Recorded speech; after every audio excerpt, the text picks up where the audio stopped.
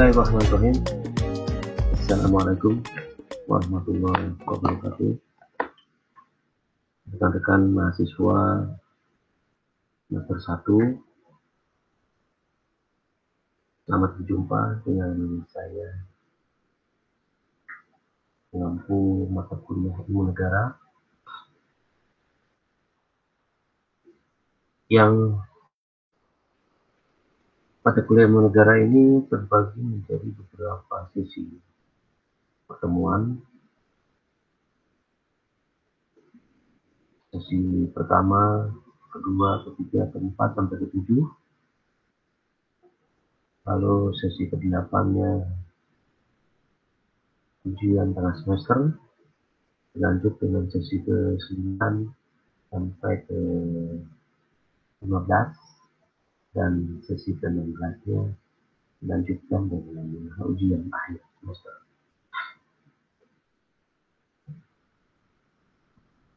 Dalam kesempatan ini saya akan menyampaikan pokok bahasan yang akan kita bahas di dalam mata kuliah Ilmu Negara. Namun demikian, sedikit deskripsi tentang mata kuliah ini. Saya mau sampaikan bahwa mata kuliah Ilmu Negara itu membahas tentang teori dan konsep dasar tentang negara. Ya. Standar kompetensi yang ingin dicapai yaitu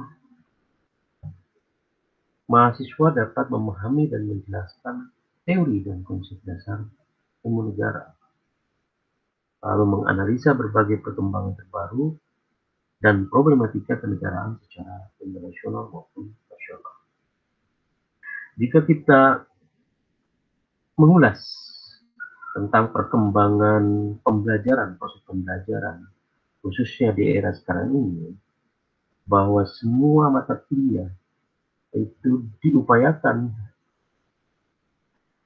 terdapat koneksi dengan koneksi yang dekat dengan implementasi, sehingga mata kuliah itu diharapkan menghasilkan keterampilan dalam hal pengimplementasiannya.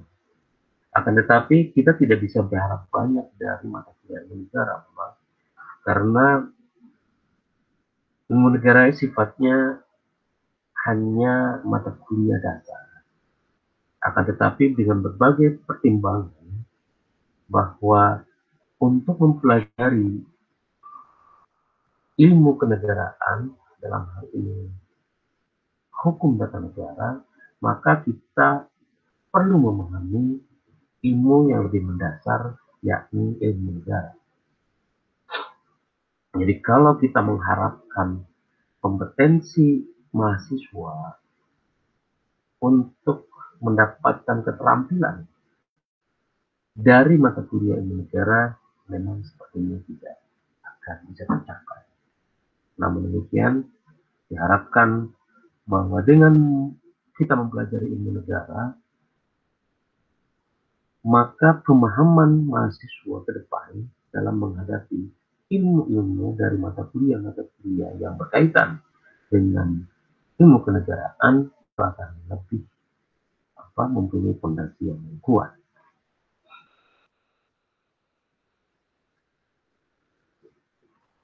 Ilmu negara, khususnya dalam mata kuliah ilmu negara ini, itu mahasiswa diharapkan dapat menjelaskan, memahami teori dan konsep dasar ilmu negara yang nantinya akan dijadikan dasar atau pisau analisis dalam menganalisa berbagai perkembangan terbaru dalam problematika kenegaraan, baik secara nasional maupun internasional.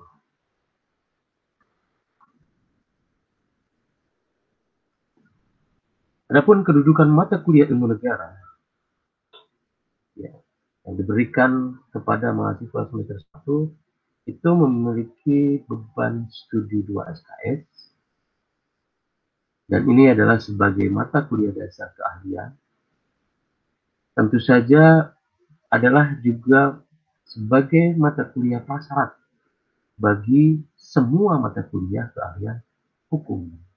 Jadi untuk mendapatkan mata kuliah yang lain, khususnya yang berkaitan dengan ilmu kenegaraan, maka Anda harus lulus dari mata kuliah ilmu negara.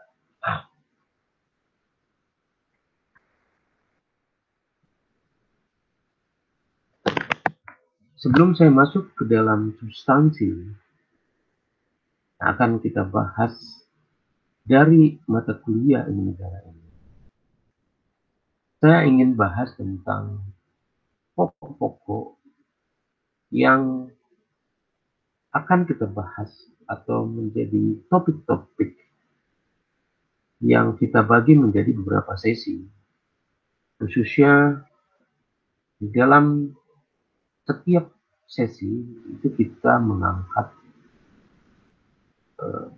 substansi permasalahan. Di antaranya untuk sesi pertama ini kita akan membahas tentang pembahasan secara umum saja tentang mata kuliah. Lalu juga sebelumnya kita akan membahas tentang kontrak kuliah. Kontrak kuliah itu kita membuat kesepakatan di dalam mata kuliah ilmu negara ini, aturan-aturan apa yang akan kita sepakati.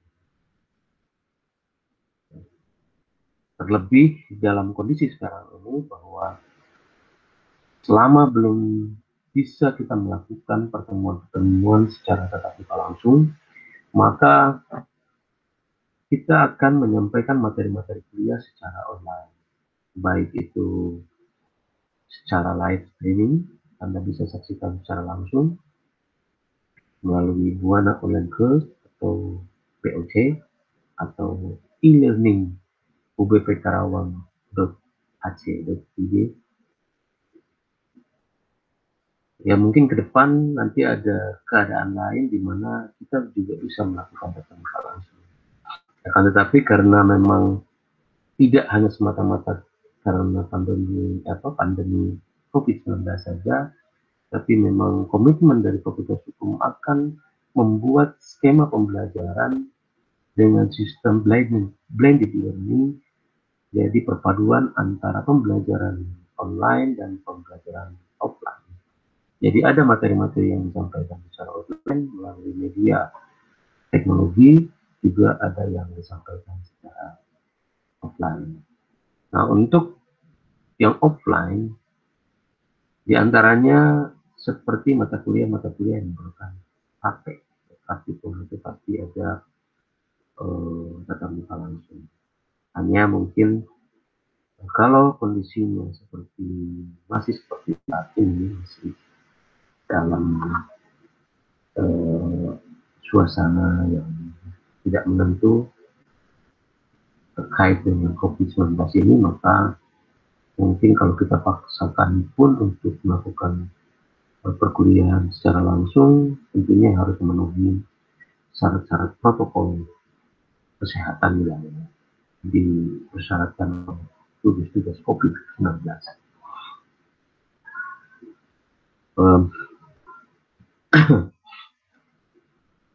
Selain itu juga terkait di mana ya saya untuk menentukan mahasiswa itu hadir atau tidak dalam perkuliahan saya, maka untuk rekan-rekan semester 1, silakan Anda mulai belajar atau mulai mengakses e-learning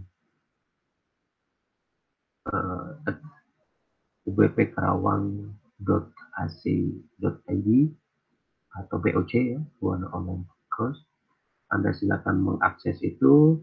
Saya yakin Anda sudah mendapatkan user ID dan password. Ya, silakan pelajari, Anda explore hal-hal yang patut Anda ketahui dan kuasai.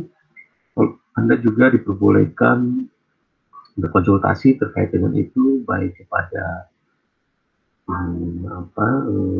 dosen walinya, kepada Kapolri, atau kepada dekan, atau bahkan langsung berkonsultasi dengan tim PUC Gubernur Karawang.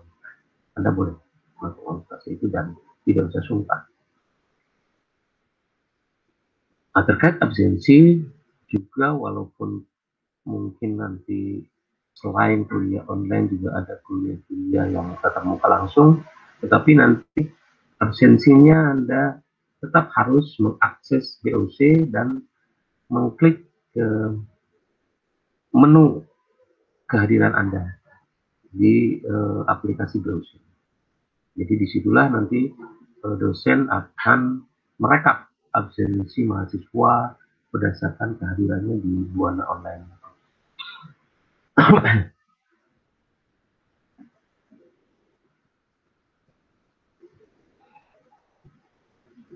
Baik, sekilas saja saya bahas tentang ilmu negara, bahwa kalau kita bicara tentang ilmu negara, banyak istilah yang digunakan di dunia ini. Kalau di Indonesia ini dikenal dengan istilah ilmu negara atau ilmu kenegaraan, maka lain lagi di Belanda dia menggunakan istilah staatsleer. Ya. Staatsleer. Lalu di Jerman dikenal dengan istilah Stadler. Inggrisnya Stadler. Lalu dalam bahasa Inggris atau di Inggris ini dikenal ilmu negara ini dengan istilah theory of state atau the general theory of state, atau dikenal juga dengan istilah political theory. Di Prancis, ilmu negara dikenal dengan istilah teori de état. Teori de état. Sekali lagi, di Belanda dikenal dengan istilah Stadtlied, di Jerman dikenal dengan istilah Stadtler, di Inggris dikenal dengan istilah Theory of State atau the General Theory of State atau Political Theory. Prancis dikenal dengan istilah Teori de état. Lalu seperti beberapa mata kuliah lainnya atau beberapa ilmu lainnya, maka kita mengenal adanya bapak dari ilmu tersebut. Nah, untuk ilmu negara, maka yang mendapatkan julukan sebagai bapak ilmu negara adalah George Jelinek. George Jelinek. Nanti kita akan bahas siapa itu George Jelinek, bagaimana dia mendapatkan gelar, dan kenapa yang mendapatkan gelar bapak ilmu negara itu harus George Jelinek. Gitu. Nah, dia dikenal sebagai bapak ilmu negara dengan melahirkan atau mengarang sebuah buku yang berjudul Allgemeine Stadtlehre, yang dianggap bahwa buku tersebut adalah sebagai penutup masa yang telah lampau dan dia adalah pembuka bagi masa yang akan datang dalam pendidikan ilmu negara. Berarti dengan kata lain bahwa dalam pendidikan atau pembahasan ilmu negara ini terdapat dua era. Era di mana itu adalah disebut sebagai masa lampau dan era di mana ini disebut sebagai masa yang akan datang. Nah, di mana itu batas-batasnya? Kita akan bahas itu. Bahwa ini terbagi menjadi dua, lalu ada batasan. Apa sih cirinya? Proses penyelidikan ilmu negara atau ilmu kenegaraan ini sebelum buku atau pandangan yang dikemukakan dalam buku Allgemeine Stadtlehre yang adalah pandangan George Jelinek. Apa sih batasannya? Lalu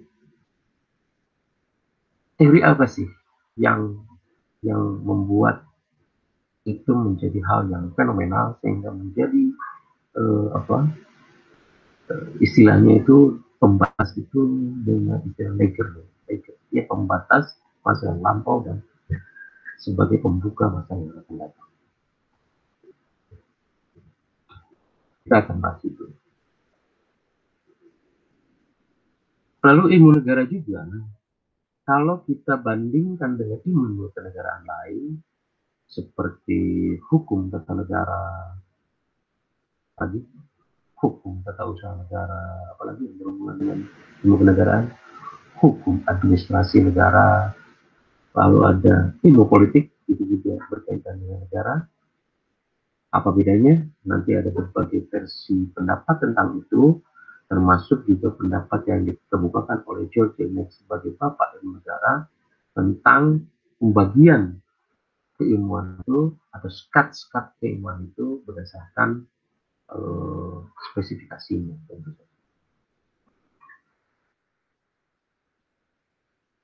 Lalu apa sih tujuan kegunaan mata kuliah ilmu negara ini bagi mahasiswa khususnya? Dia adalah memberikan landasan guna mendukung mata kuliah lain sehingga dapat membantu memudahkan melancarkan studi mata kuliah hukum yang bukan lagi bersifat pengantar. Jadi kalau ilmu negara itu dikatakan sebagai ilmu yang hanya bersifat yang mengantarkan mahasiswa ke gerbang keilmuan yang lain, maka diantarkan ke ilmu yang bukan lagi pengantar, tapi sudah merupakan ilmu yang digali secara khusus tentang. Contohnya, ilmu negara mengantarkan Anda menuju ke mata kuliah lain, yaitu hukum tata negara. Nanti juga Anda bisa bedakan, lalu apa perbedaan antara ilmu negara dengan hukum tata negara? Hukum ilmu negara itu bahas tentang apa, lalu hukum tata negara itu membahas tentang apa. Juga ilmu negara itu juga mengantarkan ke gerbang ilmu lain, yaitu hukum administrasi negara. Lalu mengantarkan dengan hukum antar negara atau hukum internasional.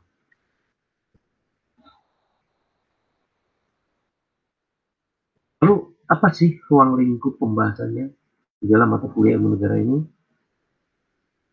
Mata kuliah ilmu negara ini membahas atau mempelajari dasar-dasar teori dan konsep negara secara umum mengenai asal-usulnya, wujudnya, lenyapnya, perkembangannya, dan jenis-jenisnya. Dari apa? Dari negara. Sekali lagi, bahwa ilmu negara mempelajari dasar-dasar teori dan konsep negara secara umum mengenai asal-usul negara, wujud negara, lahir dan lenyapnya negara, perkembangan negara, dan jenis-jenis negara. Selanjutnya, ilmu negara juga sebagai atau memiliki kepentingan pemahaman yang komprehensif sesuai standar kompetensi. Diberikan pemahaman mendasar mengenai ilmu negara khusus. Pemahaman mendasar mengenai ilmu negara khusus Republik Indonesia untuk menjembatani ilmu negara umum dan hukum tata negara.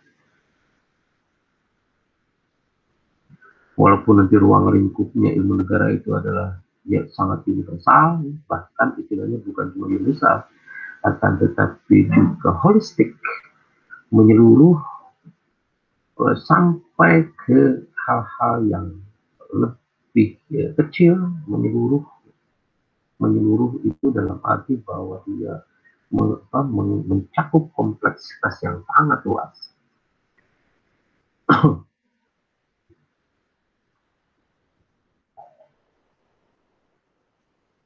Nanti kita akan membahas lebih lengkap lagi tentang ruang lingkup dari ilmu negara ini dengan melihat sistematika yang diciptakan oleh George Ernest dalam bukunya Alchemy Snarlayer tadi, Ya, kalau kita baca bukunya itu tentunya dengan bahasa iya, tetapi ada beberapa eh, ahli hukum kita, khususnya hukum kenegaraan, yang sudah menerjemahkan itu ke dalam bahasa Indonesia, yang sudah merangkum itu dalam sebuah konsep yang mudah kita pahami apa yang disampaikan oleh Cecilina itu dalam bahasa yang sederhana, seperti yang dibahas di dalam bukunya Profesor Igede Panca Astawa yang berjudul Memahami Ilmu Negara dan Teori Negara. Nah, itu akan menjadi buku literatur yang menjadi dasar dalam mata kuliah ilmu negara yang akan kita bahas. Lalu juga punya hubungan apa sih ilmu negara ini dengan kuliah lain?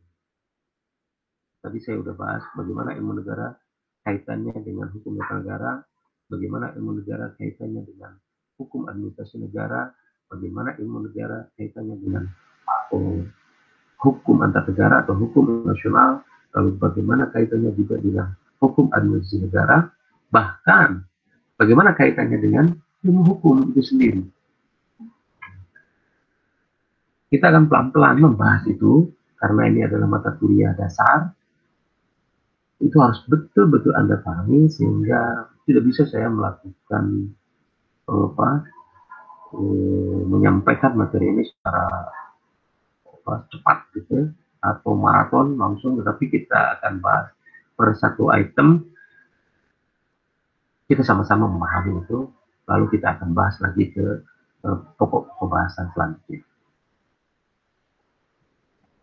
Demikian saya kira untuk kesempatan ini saya sampaikan bahwa materi yang saya sampaikan pun hari ini di sesi pertama ini itu secara tertulis saya sudah sematkan di blog saya www.guntaradeni.com. Anda itu di situ bisa pilih mata kuliah. Anda pilih mata kuliah ilmu negara, lalu di situ ada materi sesi 1, sesi kedua, sampai sesi ke-18. Anda tinggal klik di sana, lalu Anda pelajari. Jadi dikombinasikan dengan video yang saya rekam hari ini. Hari ini itu bisa streaming sebenarnya, tetapi saya lihat masih banyak kendala untuk bisa melakukan streaming dengan semua mahasiswa. Jadi streaming ini saya rekam dan nanti akan saya sematkan juga di channel saya di YouTube. Lalu kalau Anda memerlukan materi secara tertulis, Anda bisa akses di blogspot saya, ya, di blog saya nanti akan saya catat linknya. Anda bisa klik di situ. Lalu berkaitan dengan diskusi kita akan berdiskusi secara intensif melalui WA Group mata kuliah. Anda boleh menyampaikan pendapat, Anda boleh bertanya di WA Group mata kuliah, khususnya mata kuliah ilmu negara ini, atau Anda juga boleh japri, ya, chat secara pribadi kepada saya untuk menanyakan sesuatu. Tapi saya sarankan chat saja di grup supaya pertanyaan Anda juga bisa disimak oleh teman-teman yang lain, sehingga saya tidak menjawab pertanyaan-pertanyaan yang sama gitu untuk beberapa kali. Saya kira demikian. Nanti Anda simak link yang akan saya sematkan di sini, termasuk Anda juga cek video ini di channel YouTube saya. Terima kasih. Jangan lupa absensi, lalu jaga kesehatan Anda, sering-sering cuci tangan, pakai masker, yang disiplin, jaga jarak, social distancing, bahkan physical distancing, lalu kurangi kegiatan-kegiatan keluar yang tidak terlalu penting, dan itu bisa dilakukan di rumah atau menggunakan teknologi, sehingga resiko terhadap penularan COVID-19 ini tidak segera dapat kita hentikan. Terima kasih. Bila taufiq wal hidayah. Wassalamualaikum warahmatullahi wabarakatuh.